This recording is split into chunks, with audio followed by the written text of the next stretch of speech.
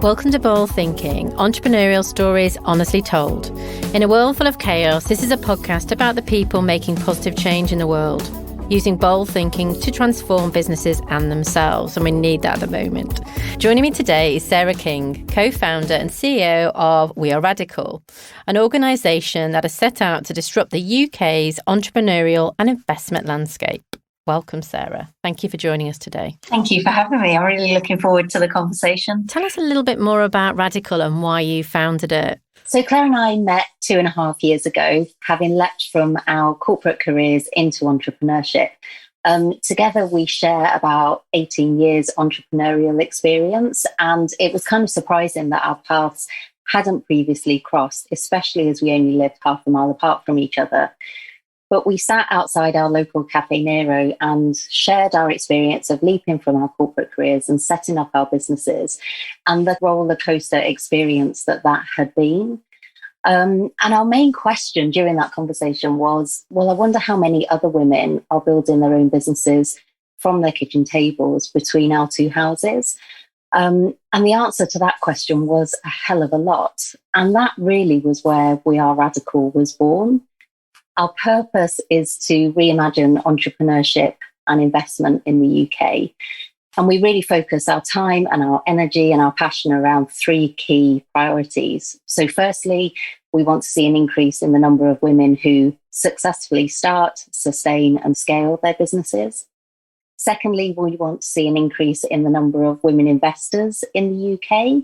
So women who consider themselves angel investors and help those newly founded businesses to start and to scale.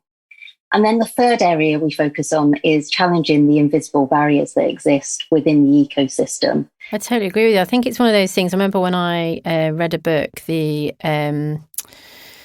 was about the Beer Mat Entrepreneur, and it was about, being an entrepreneur and setting up a business and the acorn, the small oak, and then how businesses adapt. And I remember thinking to myself, wow, this sounds like 24 hours a day. How am I going to do this and have a family and bring in an income? Because apparently you don't earn any money for the first 5 years. You have to work 24 hours. How does this work? Reading some original books like that, and I'm not saying particularly that book was like it. I was reading a load at the time and thinking, this isn't the life for me. This feels like the opposite of being able to manage your time. This feels like overwhelming. I mean, do you get that sort of feedback from entrepreneurs? Yeah, I think the perception of what it means to be an entrepreneur actually is broken. If we look at the impact business has had on the world, you don't have to look too far to find stories of entrepreneurs who are burnt out or who suddenly find themselves leading an organisation where they've grown so rapidly that the culture is really toxic. Or you don't need to look very far to look at the impact that business has had on our planet and the negative consequences of how having only a profit-driven focus or a shareholder return focus, that impact has been really negative. And we really believe in the work of organisations like B Corp who are saying, actually, no, let's build businesses in line with profit, yes, but also what's our purpose with business? What positive change are we creating in the world? What positive change can business have for people and also for planet? And I think that's a lot more appealing to women, yes, but to all genders, however you identify. I think actually, why would you want to build a business where you're going to burn out in 5 years' time and you never see your friends and family or have any time to look after yourself and do the things that you enjoy? I think one of the issues that we found, and I found personally, if I go back in my entrepreneurial career, I can remember taking part in an Accelerator program and being in the minority because I was a woman in the room.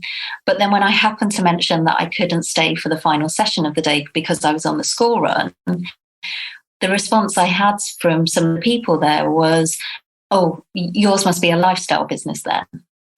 And straight away I felt as though a label had been attached to me that meant I wasn't as committed or I wasn't as ambitious, or because I was going off to do the school run, that probably meant I wasn't building the same type of business as they were.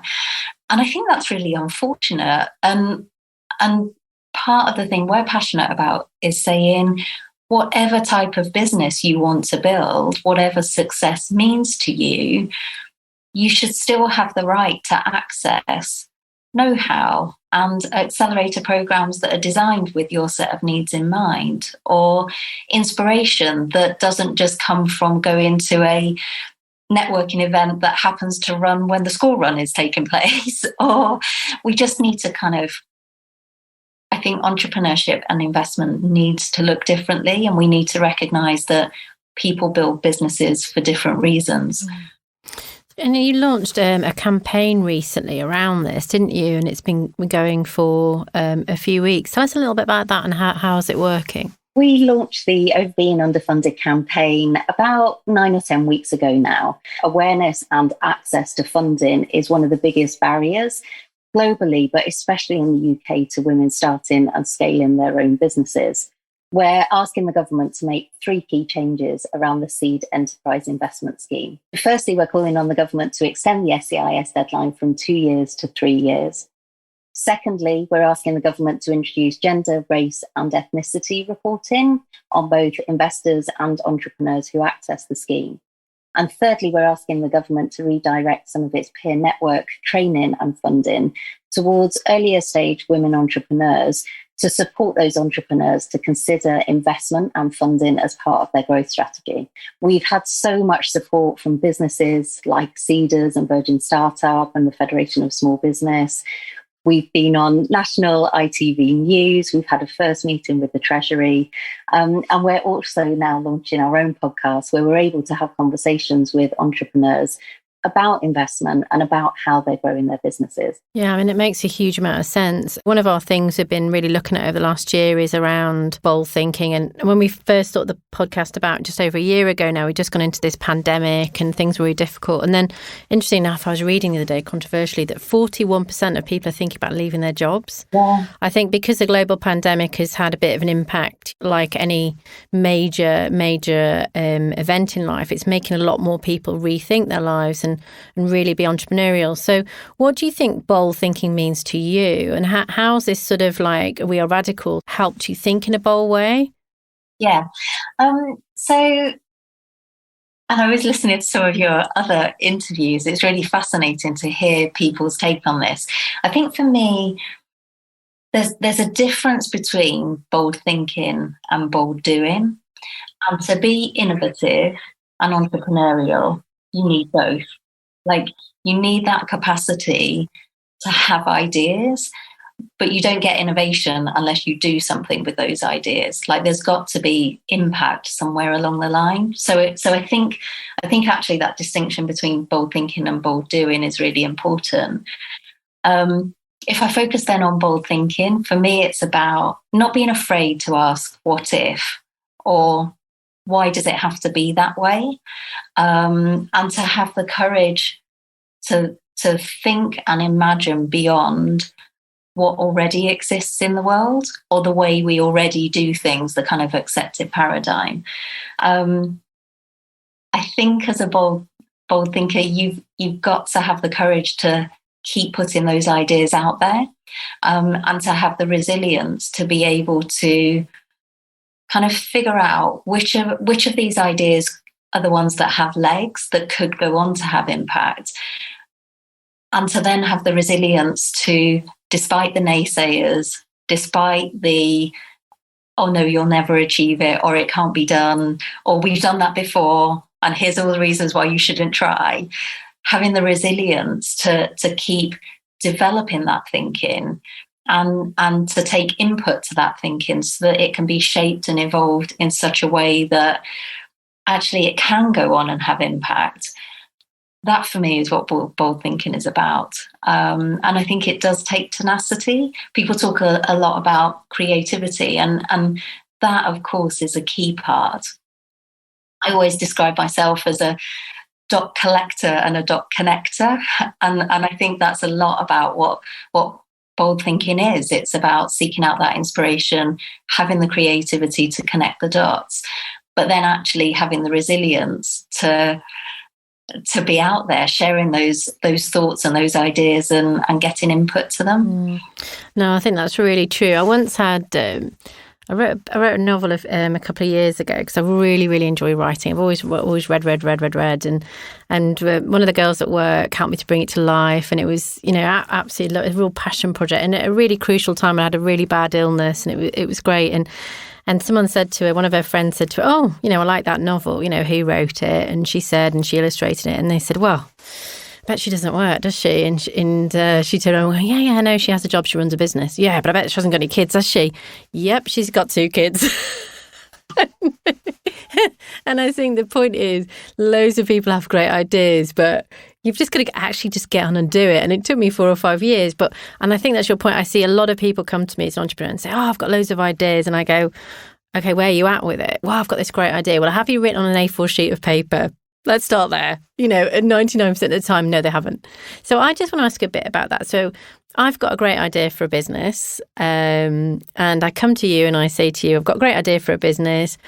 What do I do and how do I do it and how do I get funding?" Is that something that you would then take on? Yes, so we have a community of women entrepreneurs across the UK. It's an online community. Fortunately for us, it was online even before the pandemic. We didn't have to pivot like a lot of businesses have had to. So we have an online community, but we also run incubators and accelerators. And I think your question is really interesting because often people will say, "I've had this idea. Do you think it's a good idea?" Or "I've told my friends and my family and they think it's a great idea," or "they think it's a dreadful idea." And our response is always the same. The only person or people who can tell you if your business idea is a good one or not are your customers.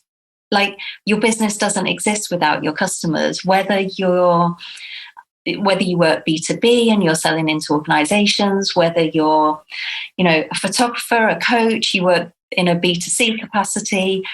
And I think, again, this is where you start to have this transition between bold thinking and bold doing, because you can develop the idea in your mind, you can tip it out onto paper, but you have to then put that out into the world. And you have to put this thought and this idea in the hands of the people who might buy it from you. And that can feel scary and it can feel daunting. We have a mantra that we talk to everyone in the community about, which is test, learn, repeat. And it's this idea of don't develop your idea in your mind or in your notebook or in a mind map until it's kind of quotes perfect and then put it out into the world. Actually, you need to put it out into the world when it's imperfect and you don't quite know how it's going to work, but engage with your customers and have your customers help you develop that, because 1, they'll feel involved. 2, you're then building that business with their insight and their input. So you're more likely to build something that they will then be loyal to and tell their friends and their family about and encourage you into other businesses and other organizations. So being very literal, I'm being hypothetical. I've got a great idea. I've written it down. Yeah. I've produced a range of,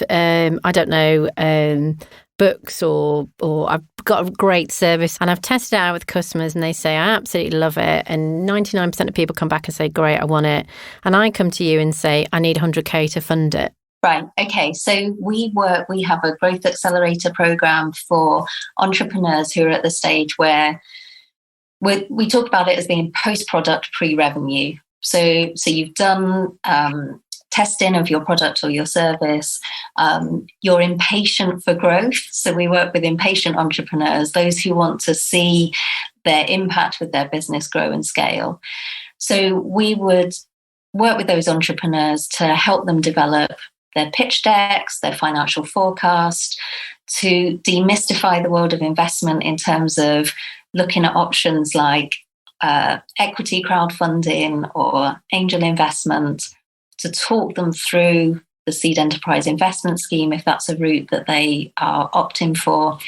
And then we would also work with them to help to broker relationships with potential investors, because we know that as a woman entrepreneur, you're less likely to know an investor. And therefore, there's a whole lot of relationship building that needs to go on there.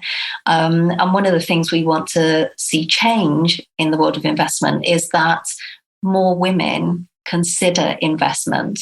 You know, there's this perception that to be an investor, I've got to have hundreds of thousands of pounds to invest in a business. Actually, we work with investors who have £5,000 or £15,000, and that money as part of an investment team can make a huge difference, particularly where that money is supported with all of this know-how and wisdom and experience and connection that I could bring to your business to help your business to grow and scale. So we support with the know-how and the understanding of the process, with preparation for investment, but then also with the, hey, let's go find some people who have capital that they could invest, but who are actually just really passionate about what you're doing and who would want to apply some of their know-how and connection to what you're trying to do in the world. That's amazing. So how many people work at We Are Radikl? It sounds like you're going to be swept off your feet with this idea.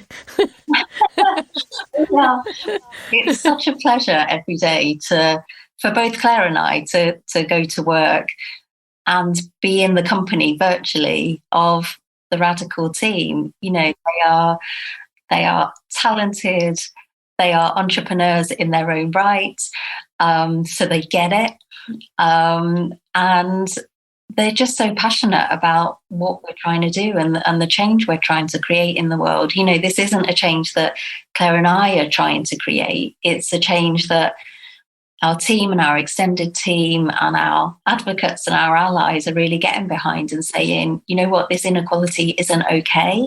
And if we can address this inequality, it's better for everybody. And I think as well, like just back to that, reading this statistic about 41% of the global workforce leaving, and I think a lot of that, reading the articles, which are everywhere at the moment online, is just wanting this flexibility. And I just had this little thought over the weekend, you know, back in the Roman era, they used to work 148 days a year. And here we are working, you know, 5 days, 6 days, 7 days a week. So who's got it right or wrong? And actually, when you look at the global workforce, you think, well, people just don't want to do it like the Industrial Revolution. So what do you think people want or need from brands now and today? I think there's a couple of things. Firstly, I think people are looking for brands to stand for something. You know, what is it that you care about? What is it you're passionate about? I don't think it's enough today for a brand to just be about the product or the service that they offer.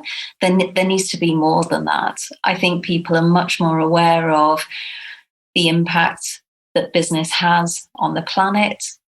You know, people are employed by organizations, and fortunately, a lot of those people are working in organizations which have good cultures, positive cultures, but sadly, there are a lot of organizations whereby that culture doesn't exist. And so I think when we're thinking about how are we going to spend our money, which businesses do we go and spend our hard-earned cash with, I think it's about saying, what are the brands that are out there that stand for something? Which brands are considering their impact on the planet and on people, whether that's customers or employees? I think also there's a real need for authenticity. One of the things that we feel we've seen through the pandemic has been businesses having to pivot to an online world. And initially this kind of pressure of, I've got to deliver my proposition in the same way, but online, and to the same level of quality, but online. And actually, where business owners were able to talk to their customers and say, hey, you know what, I wasn't expecting this pandemic. I'm thinking about how to develop or adapt my product and service. Can you just bear with me? Or could you test this out and let me know if you think this works for you? It feels as though from a consumer perspective, there's been a lot more kind of openness and willingness to sort of say, you know what, if you're being authentic with me, if you're being upfront and honest with me, then yeah, I get it. We're in a pandemic. This is hard for everybody. So I think that ability as a brand to be human, and, you know, not to deliver a crap service. I'm not saying that, but actually I think there's something about being human, being authentic, allowing your customers to see the journey you're on and being part of that journey with you. So how optimistic are you at the moment about the future, and what do you think it's really going to take for the people that you help and work with as entrepreneurs or your own business to like really thrive over the next year to 2 years? So I feel hugely optimistic. I think as an entrepreneur, you're more often than not a glass half full kind of person. There's been a lot of reports saying that women are going to be pushed back 30 years. The IMF have carried out research to say, you know, we're going to be back in the kind of 60s and 70s in terms of advancement. And our position on that is very different. We know that in the UK, we've gone from 1 in 8 to 1 in 4 women starting their own businesses. We know that people are much more aware of the need for flexibility in the workplace, for work to play a positive role in all of our lives. And I think what that means is that we're seeing more and more businesses that are considering purpose alongside profit, are considering their impact on the planet or their local community or their employees. And I think there's a real groundswell and a real bringing together of those businesses to say, let's work together. Let's do this differently. Let's think about how we can have a positive effect. The reality is, though, whatever type of business you're building, it takes passion, it takes grit, it takes resilience to be able to kind of navigate or kind of stay hanging on when you're in that roller coaster ride and you're kind of doing the loops and feeling slightly sick by it all. Like, you need that resilience to keep going, because entrepreneurship isn't a straightforward career path, but it's rewarding and it's exhilarating. It's about bold thinking, it's about bold doing. And I think if that type of career path appeals to you, then you're in a really privileged position to be able to say, what's the problem I want to solve in the world? And let me spend my time doing that. So I feel hugely optimistic. And I think the more we can come together as business owners and have conversations to say, this is what I'm learning from this experience, and let me share that learning with you, I think the more successful we'll be. No, I totally agree with you. I think I set my first business when my first son was 10 months old. And looking back, honestly, it was literally bonkers. But I have to say, I learned so much. I learned absolutely about resilience and to literally just believe in yourself and believe in yourself. And you can say the mantra many times, but I love what you say about it's not just about believing, it's about actually doing and making things happen. And it could be a tiny thing, like every day you add to that business plan, or every day you get a new person to work with you. And I think it's really optimistic that organisations like you are there in your world. So if I want to join, how do I join? And is it a subscription-based business? But how does it sort of happen? Because I'm going to ask that on behalf of people that are going to be listening. Because I was going to go, can we be part of this? How do we join? How does it work? I'm going to get a free membership as well after this. Hopefully. So yeah, it's community based. So we have an online community which you can join for free.